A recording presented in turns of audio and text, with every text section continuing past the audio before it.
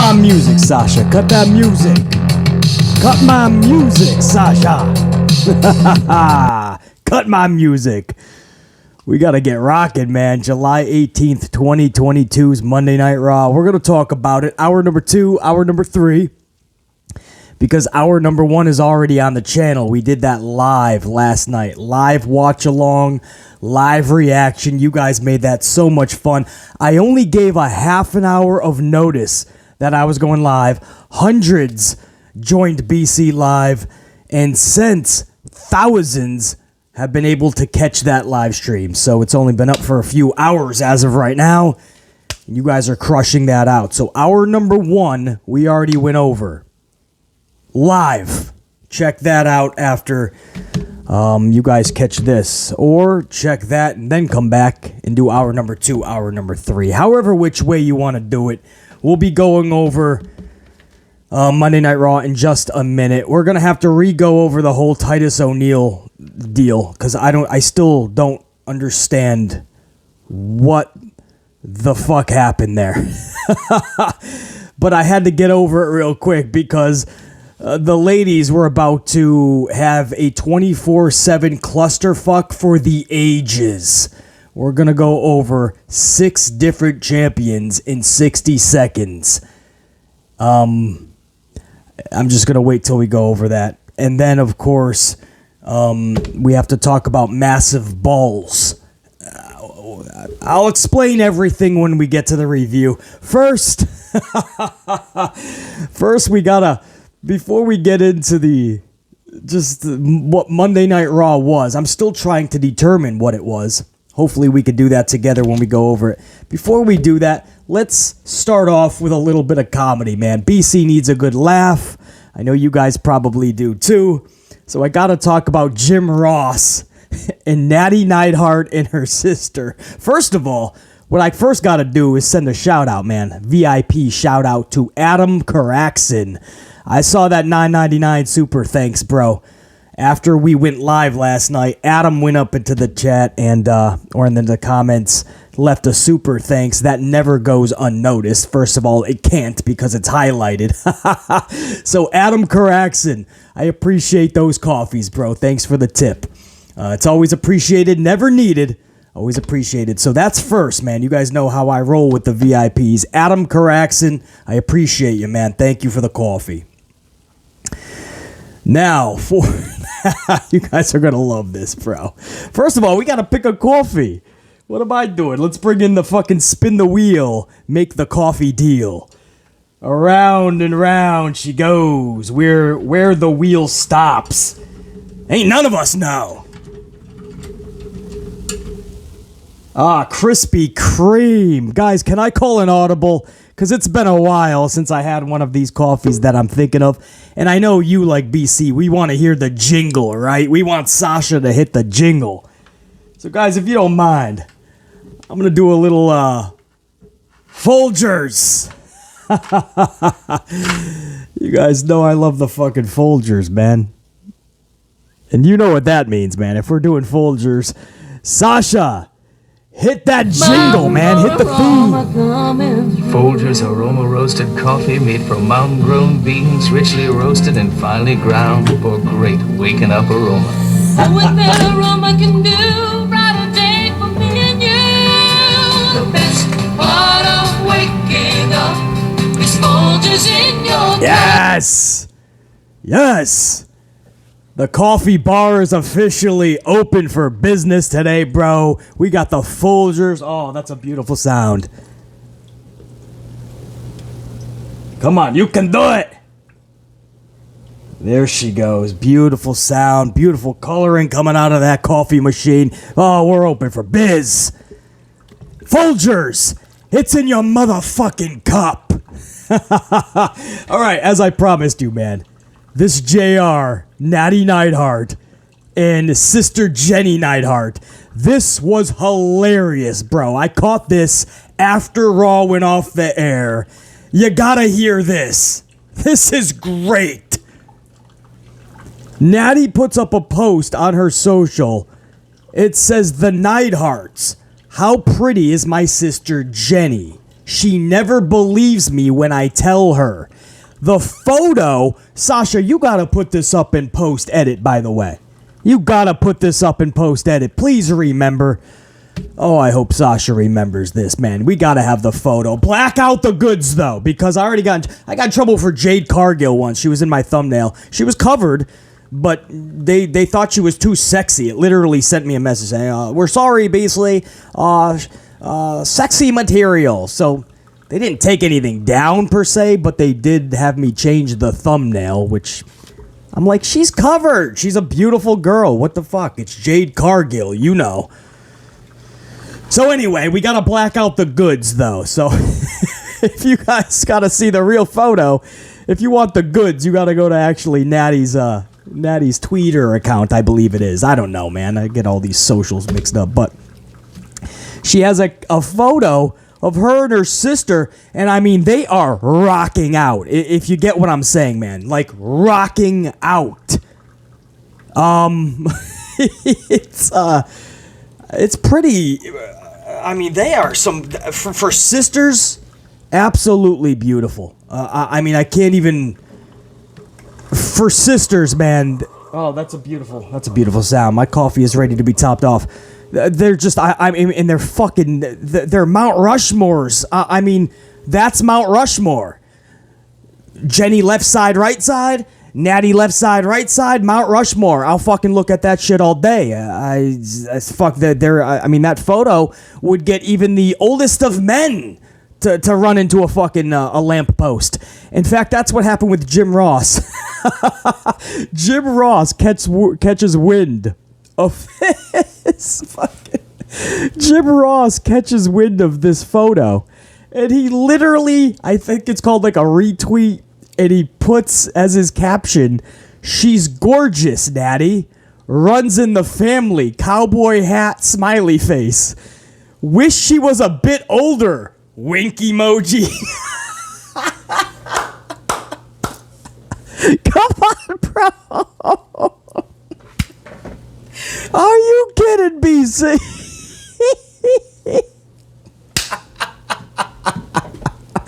Bro, oh, Sasha, I hope you put this in post-edit.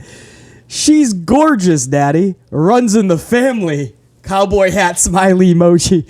Wish she was a bit older. Winky emoji. Jim Ross. Somebody take him off Twitter after 10 o'clock. Oh, poor Ross. He got a big old empty house, man. I'm sure it gets lonely at times. You see fucking Nattie and Jenny's fucking Mount Rushmores, booyaka pop up on your fucking phone, and you're like, damn, I've had enough. I'm replying. Jim Ross is trying to get himself some, brah. Let the man do his deed. Let him at least swing the bat, you know what I mean? Let him get his shot off. If it's a miss, it's a miss, you know? Even the great Michael Jordan used to miss. Oh, Nattie actually responded, too. I didn't even see this, man. Because I saw this late last night. I got about 2 hours of sleep. Got up, did some business, and then here we are filming really early in the morning. So I didn't even see this. Nattie actually responded, "JR, thank you. I'll tell her you said hi. Heart emoji." See that? Jim Ross might be marrying Jenny in a fucking month. I don't know if Jenny's taken. She probably is by now, actually. Beautiful fucking girl. But Jim Ross is going to sure as hell try his shot. Anyway, guys, we're about to go over Raw. This could be pretty dreadful. So I had to start off with some comedy. I hope you guys enjoyed that, man. Jim Ross telling Nattie he wishes that her sister was a little bit older after a booyaka bikini picture. You can't make that shit up. Oh, Jim Ross. He is literally, and I mean this, Jim Ross is a national treasure. He's just a treasure, man. Nothing like it. Nothing like him. Anyway, that's your comedy. Now, we got to get into business. You know what that means. We got to talk about Monday Night Raw. Oh, boy. Now, I know I already went over the first hour live with you guys last night, so I'm not going to go over that again. However, I have to touch up on this Titus thing. Titus starts the show in such an odd way. And if you guys saw my reaction live, you saw how puzzled I was, because I'm thinking, if this is a storyline, okay, like he gives a heartfelt message and then he gets backstage and he gets ran over by a monster truck, or Vince McMahon runs him over with a limousine, or Kane fucking implodes him in a ball of fire. Something must happen, right? It's a storyline. Because 12 nights away from SummerSlam at that point, 11 nights now, you're not going to start your Monday Night Raw off with Titus O'Neil telling us to love each other more. Oh, bro. It was not a storyline. It was Titus O'Neil just telling us to set up SummerSlam, to get us excited for SummerSlam. He was just telling us to love each other more. How do I... What would... How do I...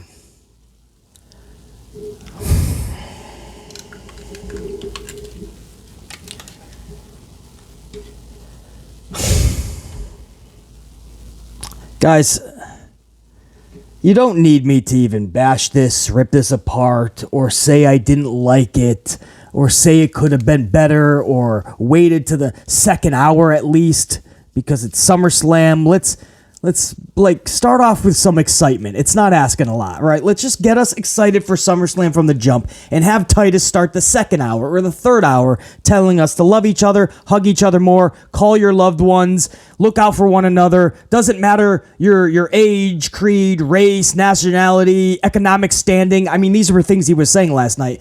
We were all like, is this a wrestling show or is this a fucking a charity event? What did we stumble upon to? You don't need me to tell you that should not have started Monday Night Raw. You don't need me to do that. I still am not sure why the fuck it did. Maybe with all the Vince McMahon shit, they wanted to remind people that WWE still puts smiles on people's faces and that WWE still does more good than wrong and they still make more right decisions than wrong. I'm guessing that's what it was. I don't know why the big push on charity over the push on SummerSlam's build. I don't know why this love each other more speech preceded and overshadowed SummerSlam. I'm still baffled by it. As you can tell, I'm trying to search for the words. They're just not coming to me. And as a podcaster, somebody pretty entertaining and with the gift to gab like BC has, I'm really at a loss for words that they started the show with Titus O'Neil and that speech that had nothing to do with Monday Night Raw, nothing to do with SummerSlam. It was a PR statement by WWE, and I'm just not sure why. I mean, I guess that tells us that TV 14 isn't coming anytime soon.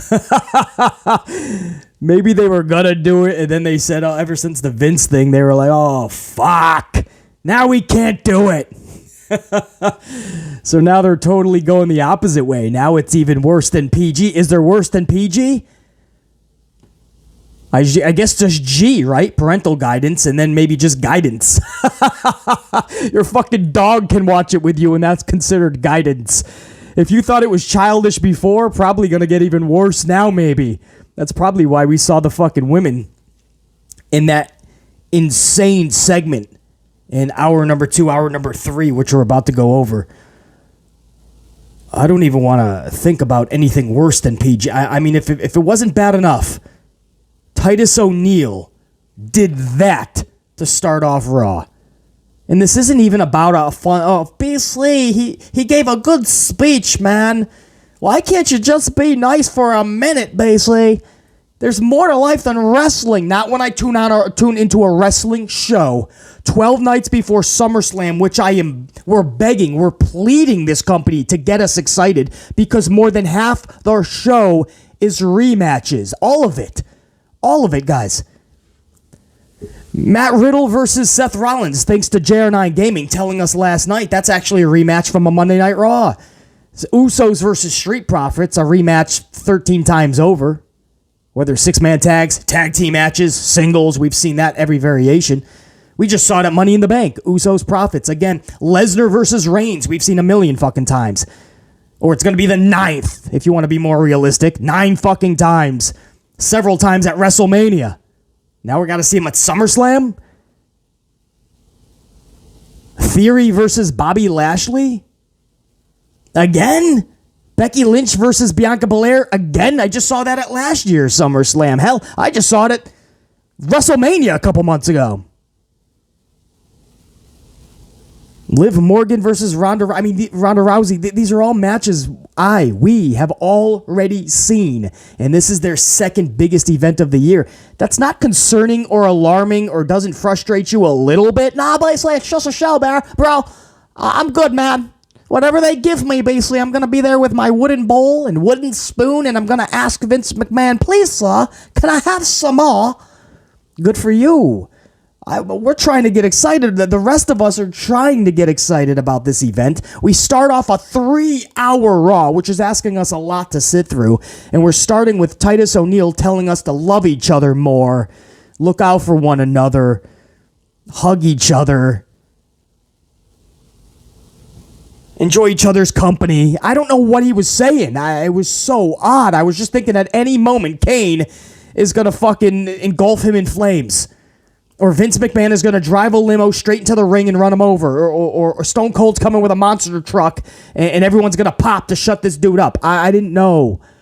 But it was no storyline. It was just a company mission statement.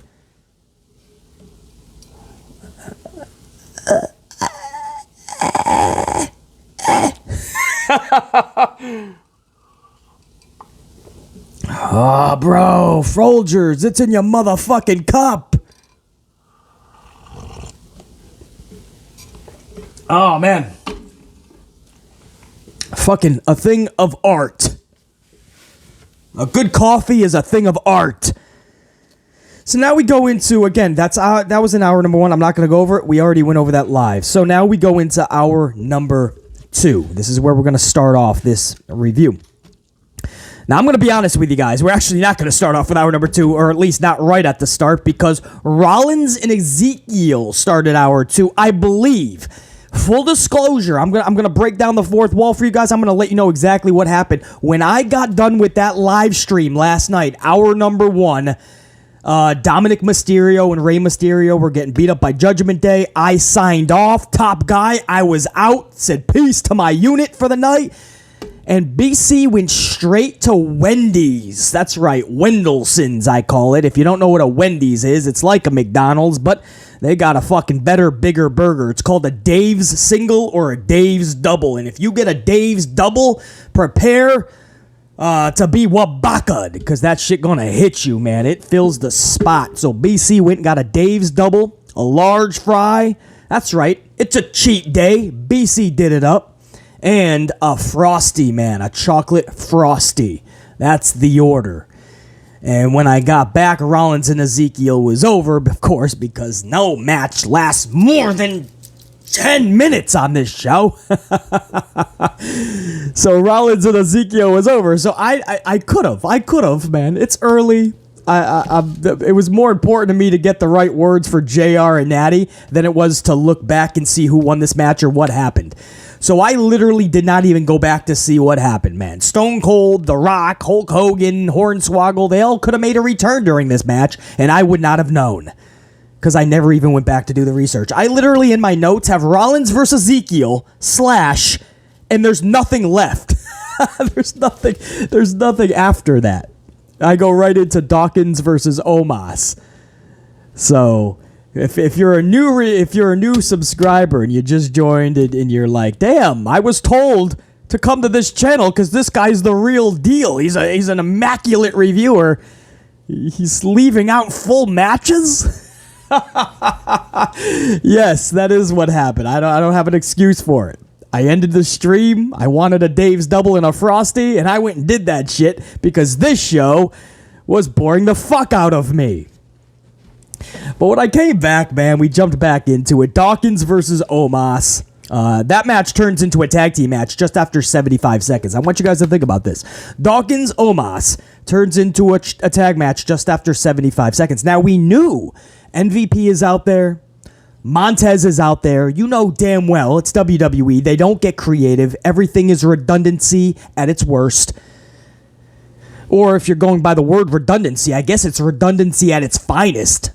It's the exact definition of redundancy, this company. And you knew it was going to turn into a tag match. You didn't think it was going to be 75 seconds into the motherfucker, but that's what happened. Omas and MVP versus Street Profits. And that match doesn't even hit the 5-minute mark. The match is thrown out when the Usos hit the ring and we brawl. And we brawl because why tell a story, right?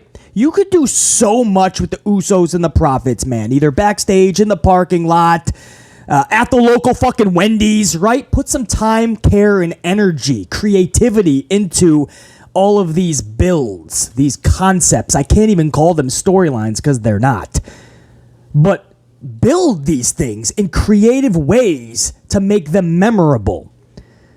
You know, we all make fun of the Charlotte Flair, Ronda Rousey, Becky Lynch arrest segment. You guys remember from a few years ago, I think it was leading into their WrestleMania match. And I did not want to see a triple threat. I didn't care about it. I didn't want Charlie Flair in that shit. But I remember that fucking chaotic arrest scene when they were all getting arrested, but yet still beating the hell out of one another. In fact, Ronda somehow is able to get into the driver's seat of the cop car and drives into the car that was arresting Charlotte Flair. And then Charlotte somehow gets out, kicks through the fucking window into Ronda Rousey's car. It was insane, but that's what I love about pro wrestling. I don't care if it's Papa Shango putting a voodoo spells on people, or Bray Wyatt and Sister Abigail, or The Undertaker claiming to be a dead man, digging holes, taking souls. I'll believe all of it, because wrestling has been wacky since I first started watching as a little BC.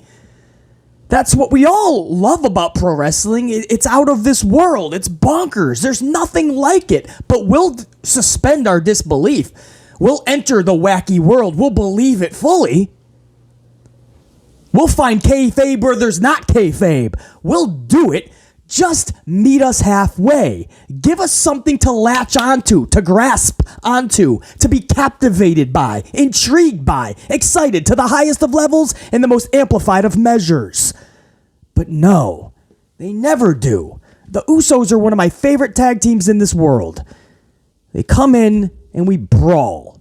And Vince is probably fucking getting a nut off backstage. See that? We did it. Damn.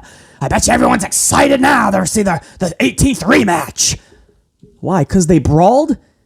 Vince, the whole point is we've already seen them in the ring wrestling on numerous occasions. We've seen them brawl on numerous occasions.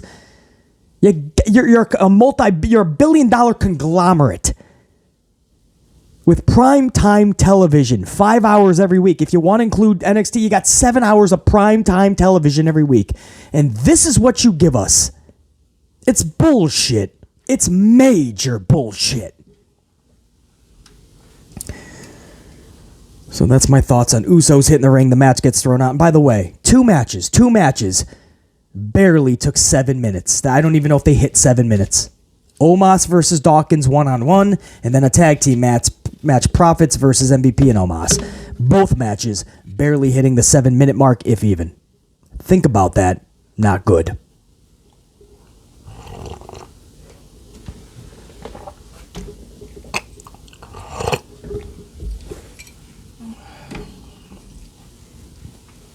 Theory is out next. Theory cuts a promo middle of the ring while he's doing his job in teasing when and where he may cash in his briefcase. So he is doing his job there. Good for him. He's also showing a video package of Brock Lesnar's destruction from last week when he took out Otis and Gable, which makes Otis and Gable look like fucking idiots. But you see, it's Lesnar. No, it doesn't. Yes, it does. They're already in a non-existent tag division. I guess it's a little more existent than the women's tag division, but it's irrelevant just the same. And not only are they tools in the non-existent tag division or irrelevant tag division, they're also tools 2-on-1. They're getting beat up by singles individuals. That did nothing for Otis and Gable. So anyway, Theory's out here, and he's showing the package of Lesnar's destruction, which, don't get it twisted, is doing nothing more than just trying to sell Lesnar and Reigns in their SummerSlam match in 11 nights. You don't find that sad that Theory has to sell Roman and Lesnar because Roman and Lesnar don't want to work? Friday night, when they're 15 nights away from SummerSlam, just 2 weeks away, no Roman, no Brock. Monday night, last night, at that point, 12 nights now away from SummerSlam, no Brock, no Roman. So Theory has to sell us Brock's destruction. Theory has to sell us Brock and Roman. Theory has to try to get us excited for their 9th contest together. They knew. They blew their load on the WrestleMania thing, man. That was probably their best storytelling. You had Brock Lesnar and a forklift fucking mowing down their limousine, chasing them in pickup trucks. I mean, that was their creative peak. Their fucking dome pieces are smoking at that point. They don't know. Overload, system overload. We don't have anything else. Shut down, system shut down. It's done. They overloaded, man. All 617 creative writers, which fucking are just minions to McMahon anyway. Once they show their pieces of fucking paper to McMahon, the final drafts, McMahon just fucking burns it all to hell and then stomps every minion like it's a fucking whack-a-mole. And then he just does what he wants anyway. So why even have 617 writers if you're just going to be the only sole fucking survivor when it's said and done, Vinnie Mac? But they knew they blew their load on that, so now we get absolutely nothing. They don't even work. They don't even work the dates leading up to SummerSlam. Oh, they did announce. Hold on, let me switch the page because in hour number 3. Oh, saving grace. They actually announced that Roman Reigns will be on Raw for the go-home show to SummerSlam next week. Well, fuck. We are so thankful to have the double champ grace us with his royal presence. They made a big announcement like he's doing us a favor. Oh, man, I guess that goes with his character, right? I am gracing you with my presence, you know. I am doing you a favor by showing up. I get it. And back in the day, Hulk Hogan and champions like that, they weren't on every show, which made them special. But don't get it twisted, guys. I always say, like, you still need that a little bit. Like when Brock doesn't show up every show. That's meaningful, right? It makes him more special. The problem here, guys, is twofold. Number one, Roman has both belts. Both straps, both titles, both championships, okay? So now you just can't work 2 or 3 dates a month. You can't do that now because you're clogging up both lanes on the highway. That's an asshole move to make. If you're on the highway, don't straddle the line. Pick the left lane, pick the fucking right lane. But on top of that, we've seen this match. We're going to be, 9 times? So we've seen every variation of a story try to be told, every type of a build. We've seen it all. So now you have to work double, triple, quad time to try to get us invested. Instead, they did the opposite. They didn't even try at all. They just said, stay at home. Don't even do the extra dates. We're not going to pay you extra money. We don't even need you. We're just going to fucking sell just your names. Roman, Brock. We'll have Theory go out there, try to sell it. We'll have another wrestler come out maybe Friday, sell it some more. That's unacceptable, bro. So you can't even compare this to like Hulk Hogan back in the day when he would not work every show. Totally different back then. And Hulk Hogan wasn't taking on the same guy at every pay-per-view. I don't know if he ever did. Andre the Giant would be it, right? WrestleMania 3 and 4. Right? WrestleMania 1, he was with Mr. T. WrestleMania 2, King Kong Bundy. WrestleMania 3, Hogan took on Giant. WrestleMania 4, Andre the Giant. WrestleMania 5, he took on Macho Man Randy Savage. WrestleMania 6 was Ultimate Warrior. WrestleMania 7, he took on Sid Justice. WrestleMania 7, he took on Sergeant Slaughter and he won the title. That was in the during the Gulf War. WrestleMania 8, he took on Sid Justice. WrestleMania 9, he won the title from Yokozuna after Yokozuna defeated Bret Hart. And then WrestleMania 10, he was gone. I think that may have been when WCW was kicking off. I don't know why I just ran off 10 years of Hulk Hogan WrestleMania. But my point is, you don't remember Hulk Hogan at pay-per-views taking on the same guy, at least not often, not 3 or 4 times, right?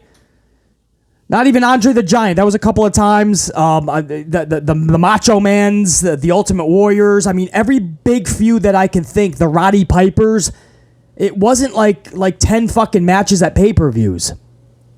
Of course, they didn't have a lot of pay-per-views back then. They were doing business the right way. 4 major pay-per-views a year. Royal Rumble, WrestleMania, SummerSlam, Survivor Series. Not even King of the Ring, just 4. And what that does, guys, I tell you this all the time on the channel, it gives you 3 months to build before every pay-per-view. It was beautiful. By the time you got to the pay-per-view, not only did you have fresh, organic, meaningful, investful matches, but you had suspense with it. You cared. You were intrigued by the card. You know, these days you have 2 pay-per-views a month sometimes. July, we have 2. We started the month, what was it? July 2nd, Money in the Bank. And next Saturday, we're going to end the month with another pay-per-view. The fact that your second biggest pay-per-view of the year, SummerSlam, had a pay-per-view 3 or 4 weeks beforehand and another one 3 weeks after, bro, that's unacceptable, man. You know, there's people that are just like, oh, man, the guy, BC just flips out, man. He just relax. He gets so frustrated about pro wrestling. Now, guys, I just don't stay frustrated about pro wrestling 24/7. You think, like, when the review is done, I stay pissed off. I go to Starbucks. I walk in there all fucking pissed off because of pro wrestling. I start fucking throwing baristas around the fucking room. I start power bombing the fucking, the guy mopping. Dude making the coffee goes through the wall. Super kick the cashier, all because of no, man. I go about my day. I hold the door open for little old ladies at times. I smile at pets, dogs. But if I'm going to review, man, if we're talking pro wrestling, yeah, you get frustrated because you see so much wrong that can actually be corrected pretty quickly. It's not even shit that can't be reversed. Little decisions, they add up into the bigger scheme of it all, right? Sometimes the littlest of things are actually the biggest in the grand spectrum.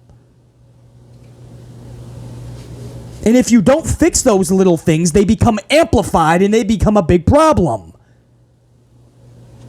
Anyway, back to this, man. Theory is doing his best mic work for himself and teasing the briefcase cash in while simultaneously trying to sell you on Lesnar Reigns 87. Slight exaggeration. AJ, first of all, SummerSlam season. You just got to think, damn, it is thriving. Theory selling you on Roman and Brock. AJ Styles comes to the ring. He and Theory have a kick-ass back and forth promo. Shit, when it was done, BC was actually ready to flip on the old peacock and watch them two get it on a premium live event, man. A good wrestling match. AJ Styles, Theory, 60-minute Iron Man match. That's how good the promo was, I felt, man. Theory calling him an old man. What were you doing when you were my age? You were still fucking licking the boots of all the Southerners down in Georgia. AJ Styles had to shut him up, man. He actually clocks him, man. Knocks Theory right on his back. He rolls out of the ring. He got wabaka'd, bro. But it was a good back and forth. But instead of getting that at a pay-per-view with a meaningful storyline, Vince gives us that on Raw because we've already seen this match on Monday Night Raw a couple of times already. So this is, I believe, the 3rd time. So he'll just put Styles in Theory on Raw, and he'll give us a rematch from Money in the Bank, Lashley in Theory. That's what I mean. The company does so much shit that's ass backwards.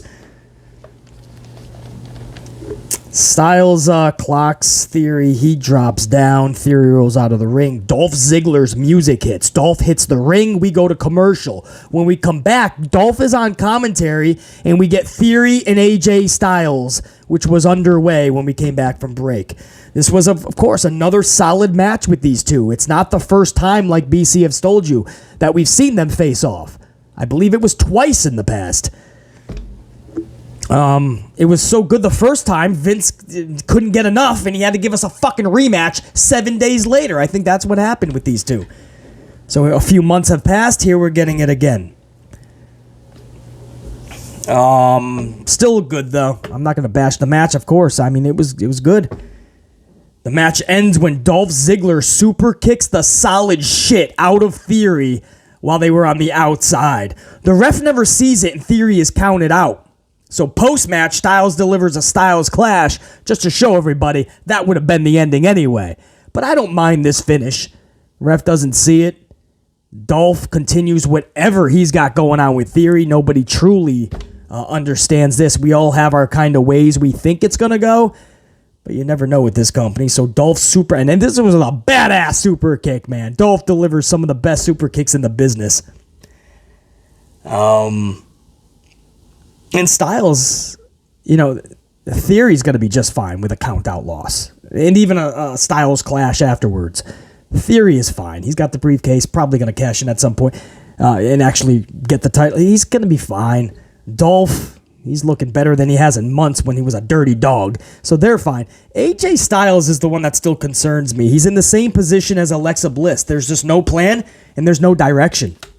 I mean, that's the problem with them. There's no plan, no direction. They can collect, right? Styles actually has a lot more W's than we think he has because his booking is so bad.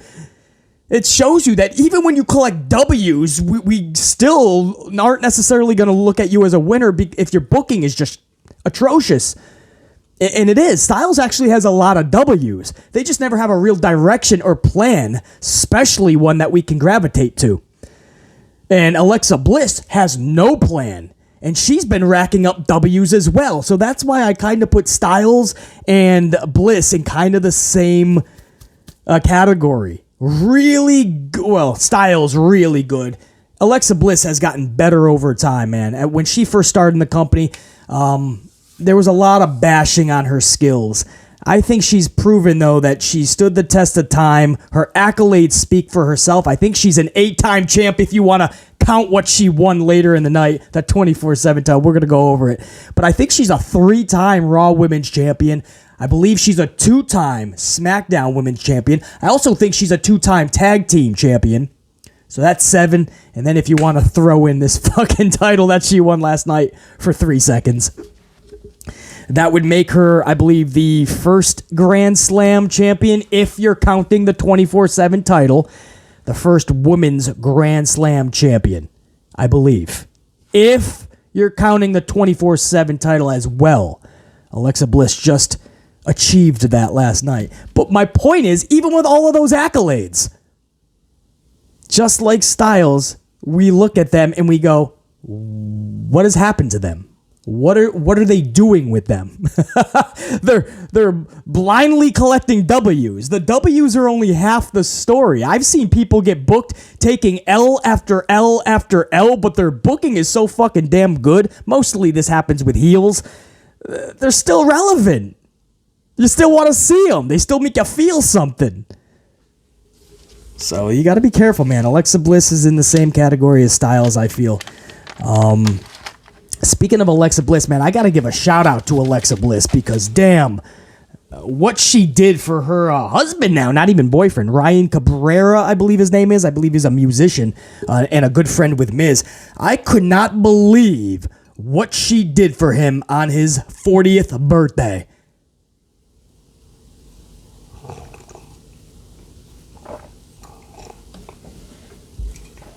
If there's any old school cats up in this bitch, you guys remember Double Dare on Nickelodeon?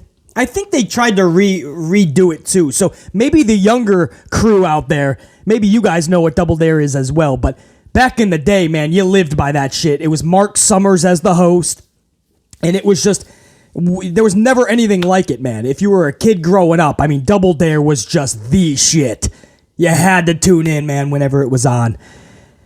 Alexa Bliss threw her 40-year-old husband, Ryan Cabrera, a Double Dare birthday bash.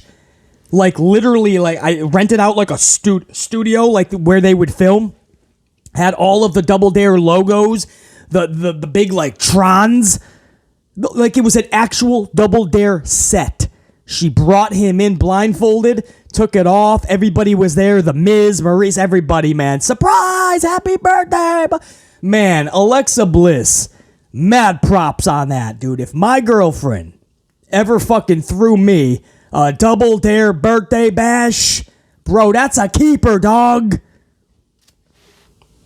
It's just, look at that. Alexa Bliss is getting more creative than a $1 billion conglomerate pro wrestling company like WWE. Alexa Bliss gets more creative. Put Alexa Bliss on the creative staff at this point. This shit can't get any worse. Oh, I shouldn't have said that. Yes, it can. Every time I say that, it does somehow. Alexa Bliss getting more fucking creative. Mind-boggling. Speaking of, guys, I swear to you, no joke. No joke. I have no idea what I was witnessing next.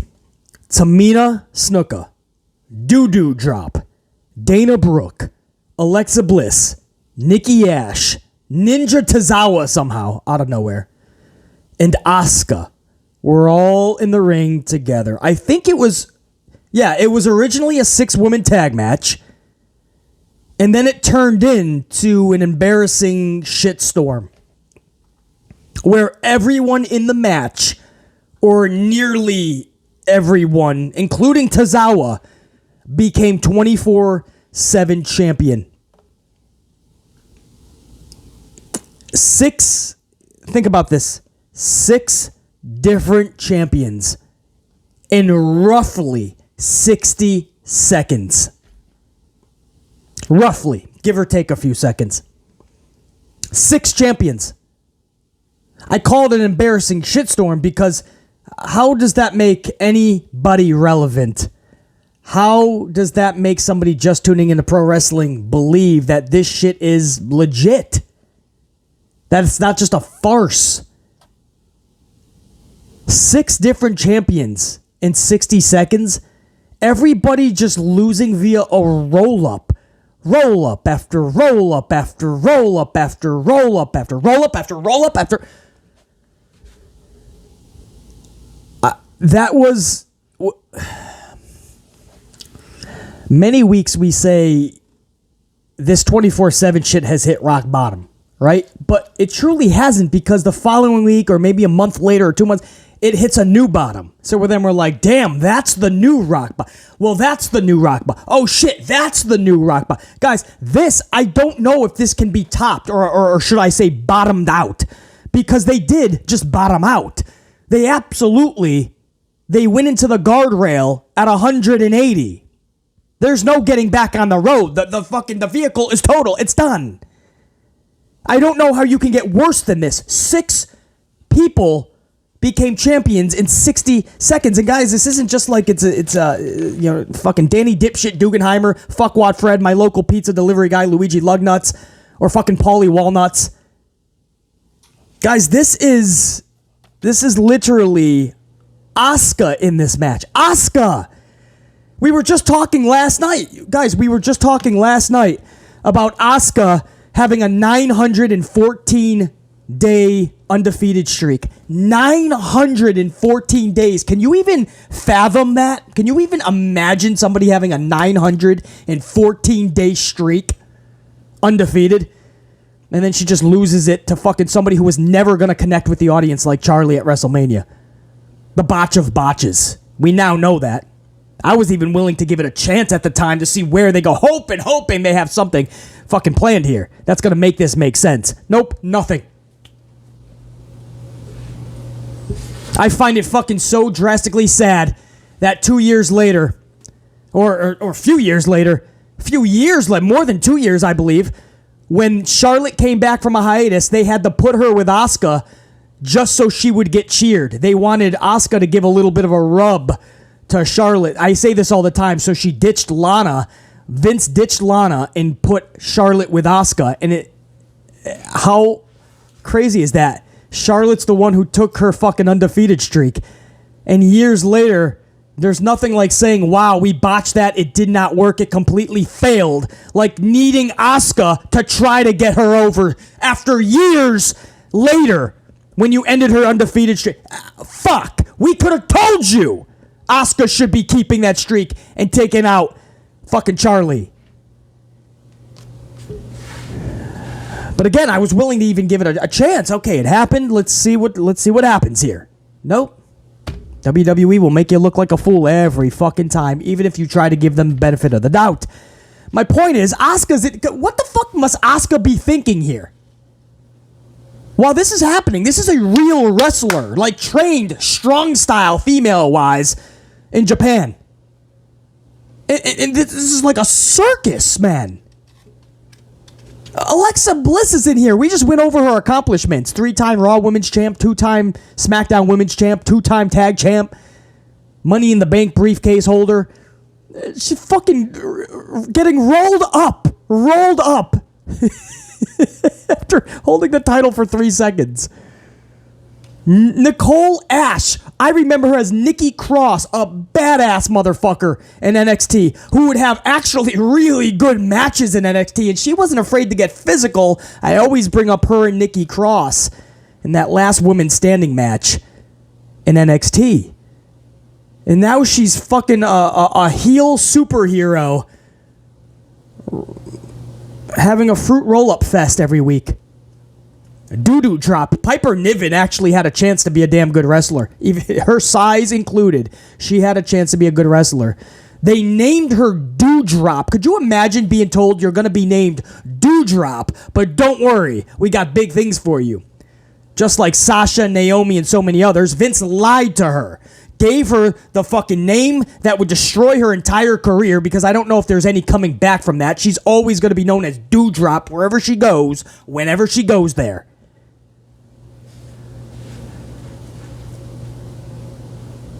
She gets called Doudrop, and then she's booked right here, getting fruit roll-upped. Imagine Tamina Snuka, man. You're in a real life bloodline with the Usos and Roman and The Rock. This is you. This is fucking you. She gave an interview the other day, man. Yeah, I would love to be in the bloodline. I think I could be a better presence there. I totally agree, man. She's never going to be like a Chyna, but like, just put her in a role where she's just like a fucking, like that female presence, man. You're not going to get fucking 15-minute bangers out of Tamina Snuka. You're not gonna. She doesn't even have the knees to do it, man. She has bad knees and shit. So book her as a brute in the bloodline. She's a legit bloodline member. Why is she not already there? No, she's got a fruit roll-up, motherfuckers, and get fruit roll-upped. And by the time she's in the bloodline, if she ever does, how the fuck are we gonna forget all of these fucking embarrassing moments? Ninja Tozawa's in this. I don't even know what the fuck Ninja Tozawa's doing, man. It's like the fucking creep that always tried to hang around in the women's locker room. So he just comes out of one of the ladies' lockers. They're like, hey, man, I thought this was the bathroom. Sorry. They're all fucking got a towel over their fucking... They're fucking covering their fucking nipples. Ninja! Tozawa's running his little ass off. Ninja Tozawa's just fucking trying to roll up all the ladies. I get... But you know what? Fuck him, man. More power to him. Fuck it at this point, man. Jim Ross will probably be next. Jim Ross is like, well, hell, is Nattie in it? It's gonna be a slobber knocker. Jim Ross is chasing fucking Nattie for the title. Oh, man. You laugh because what else can we do? I mean, it's so frustrating to see this happen every week. And when you got talents in there like Asuka, and they have no direction for Alexa Bliss, so they have her doing this shit. In fact, they're going to have Alexa and Asuka in a fucking tag team. Watch, because when all of this ended up, it all ended up back on Brooke. Just for so all of this, guys, it wasn't even for like a purpose or a point. At the very end, it went right back to the original title holder, Dana Brooke. Literally, all of it was for nothing. And after all the dust settled, I was going to say after we tried to make sense of it all, there was no way to do that. Everybody confused. Well, watch the crowd. Nobody knew what the fuck was going on. It was just an embarrassing, chaotic circus. But it winds up back on Brooke. So the 24/7 title changed hands literally 6 times in roughly 60 seconds. It was passed around more than sunny days back in the day. If you know, you know. Ask Bret Hart, ask Shawn Michaels. But it was passed around way more than sunny days, this title last night. And there was no culminating purpose. When the circus concluded, Asuka taps out Ash to conclude the original 6-woman tag. I hope you guys are keeping track. But by then, the entire crowd just hadn't a fucking clue what was happening and just wanted it to be over. And I don't blame them. BC was with that crowd. I wasn't in it, but I felt what they were... Watch! You don't got to believe BC. Go check it out yourself, guys. Look at the crowd when Asuka wins the match, because everybody forgot there was even a 6-woman tag going on. So when Asuka... This is Asuka we're talking about. When she gets the victory, listen to the crowd. Watch the crowd. Watch them. It's not even a matter of they didn't care.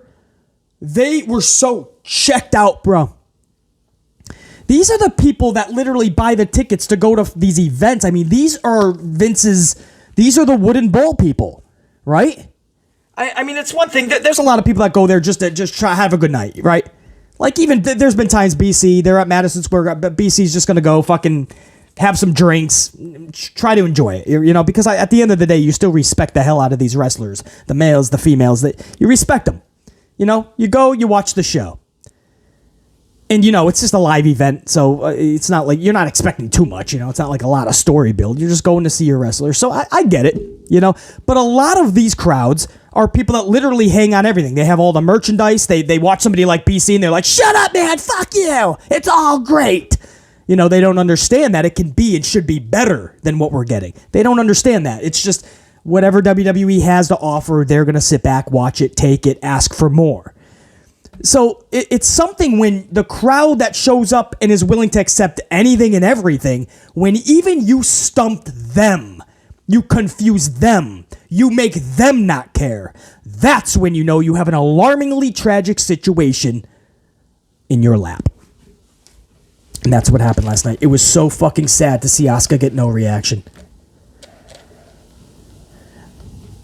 The end of the match, fucking Alexa jumps into the ring. She's kind of shocked. Asuka's trying to get a reaction so much. You gotta love her. She's trying. She's going wild in the middle of the ring after she won. You know how Asuka goes nuts? She was going wild. Lexi comes in to give her a hug. She got shook. She thought it was like a fan or something. She was like, you see Asuka like jump back, and then she realizes it was Lexi. They embrace, and then it hit BC like a ton of bricks. Oh, fuck. This was gonna be Liv Morgan and Alexa. They did the briefcase thing with Liv, which I'm so glad Liv is getting this. But now they're putting Asuka into Liv's spot. You can already see WWE.com put up on their social a photo of Alexa Bliss and Asuka, and their caption was, "Name this team." So they're already going to make this a team. And I already told you they have no direction for Alexa anyway. So are they going to give Alexa and Asuka the same lies that they told Sasha and Naomi? We're going to have a relevant tag division, and you guys are going to be a relevant team and even have a relevant title reign. It's not April Fools, bro. It's July, middle of July. Who are you trying to fool, Vince? You ain't going to have no fucking division. You ain't going to have a lengthy, meaningful, relevant title reign with any team. But here, Asuka finds herself, as if Asuka didn't hold the hand of Lana in the past, hold the hand of Charlotte Flair, have to fucking work-wise, against and hold the hand of people like Lacey Evans. No, now she has to be in another tag team. At least this time, she doesn't have to hold the hand of Lexi Bliss. Lexi's going to be just fine. She can handle her own. But it's still Asuka in a meaningless tag team. Liv Morgan and Alexa, that kind of like made sense. Something about them just gelled. And it wasn't just their look, right? They're almost the same size, blonde hair. We get that. The look is there. But, I mean, so were the Body Donnas, Skip and Dip. Remember the Body Donnas? Who was that? Sunny Days was their manager, and then it was Skip and Yeah, I think it was dip. Skip and dip. Or chip. Or maybe it was whip. No, maybe kip? No, I'm going to stick with skip and dip. I don't know, man. If you know, you know. There was a team called the Body Donnas. They look the fucking same, too. But that doesn't mean it's going to gel and it's going to work. Lexi and Liv, when they worked together, I mean, it was just gelled. It was perfect. It was a thing of beauty. And now they're just trying to recreate that with Asuka. No, bro. Now it doesn't work. Now you're just taking two good singles competitors and thrusting them into a fucking tag team because you don't want to get creative and you have nothing for them. Moving on. Just talked about it last night, man, during that 1 hour live stream that we did, the live reaction of hour number 1. We just talked about Asuka having an undefeated streak for 914 days, and now here we are. They then went into the main event. Miz TV ends the show. Special guest Logan Paul. Paul comes out heated, and he wants to get straight to business. Paul says, and I quote, "Do you accept my SummerSlam challenge or not?" They proceed to go back and forth, highlighting several times Logan Paul's social media success and boxing success, going the distance with Floyd Mayweather. They brought this up a couple of times in this promo. Even Paul himself went over his own accomplishments. The promo ends with Paul saying that Miz has 2 blueberries in his pants. Miz flips out, screaming, "I have massive balls!" He even reveals a shirt that says the same sentiment. The shirt says, hello, like remember his old hello, I'm awesome shirt? It says, hello, I have massive balls.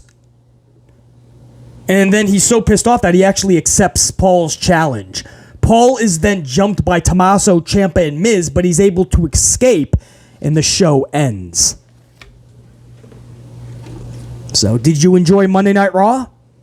I mean, was it everything that you wanted it to be? If so, salute. I'm not even going to bash you, man. If you honestly are like, I loved it. I liked it a lot. Good for you, man. Good for you. Personally, I do. I do. I do look.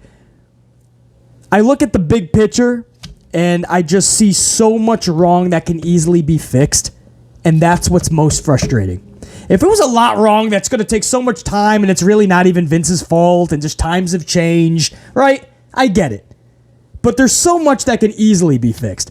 So to the people that liked it or even loved Raw last night, I would say this to you. Because I ain't going to bash you, dude. That's fucking... It's the fucking interweb machine. We're not going to go back and forth like children. I will say this to you. You can even get better than that. So if you liked Raw last night, what if I told you can get better than that? All you got to do is up your standards in your bar just a little bit. Force Vince McMahon to be better. Because I'm telling you, I've been watching this for 3 decades plus. I promise you guys, this company could be and should be a lot better than this. If you thought that was good, you don't know the meaning of the word. They have to do better than this. So what that means is if you liked that show last night, you're going to really love it if they ever actually change for the better.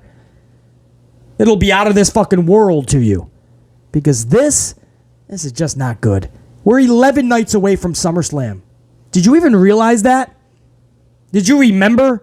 Did you even know that SummerSlam was next Saturday night? With a main event where the wrestlers can't even be bothered to show up. I'm BC Amplified, your host. Thank you for joining me for this Raw review for 7/18/22. That is my assistant Sasha. I'm BC. Top motherfuckers. And we're out. Till next time. Check you later. Sasha! I gotta tell you something. What was it? Oh yeah, I remember. Hit my motherfucking music!